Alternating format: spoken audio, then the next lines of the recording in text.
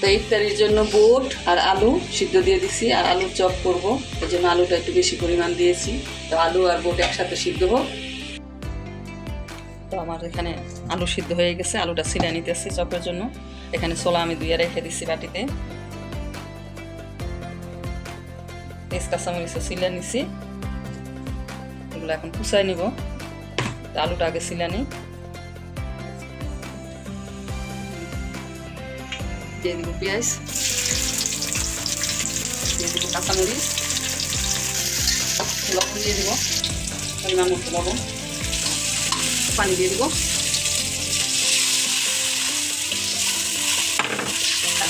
মশলাগুলো দিব, আর একটু গুঁড়া মরিচ দিয়ে দিব, দিয়ে দিব হলুদের গুঁড়া। মশলাটা একটু জাল হোক, তারপর ছোলাগুলো দিয়ে দেবো।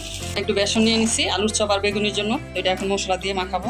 দিব লবণ, দিয়ে দিব মরিচের গুঁড়া, হলুদের গুঁড়া, খাবার সোডা দিয়ে দিব, পানি দিয়ে এটাকে ভালো করে আমি মিক্সড করে নেব।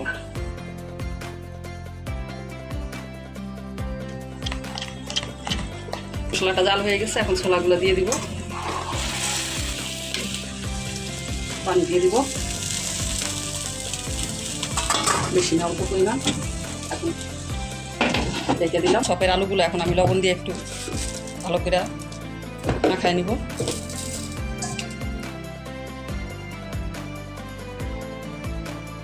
কাঁচামরিচ কেটে রাখছি, এখান থেকে এখন আলুর চপের জন্য আমি নিয়ে নিব।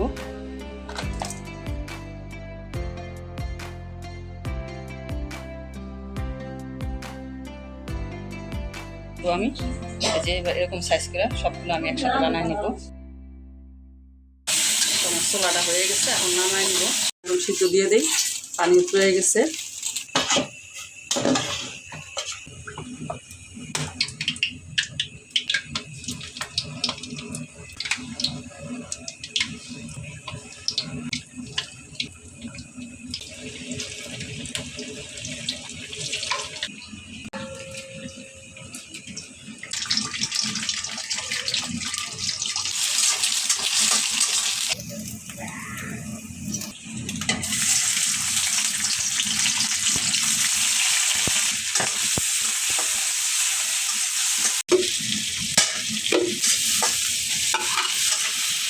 আলুর সবগুলো নামাই নিব এখন।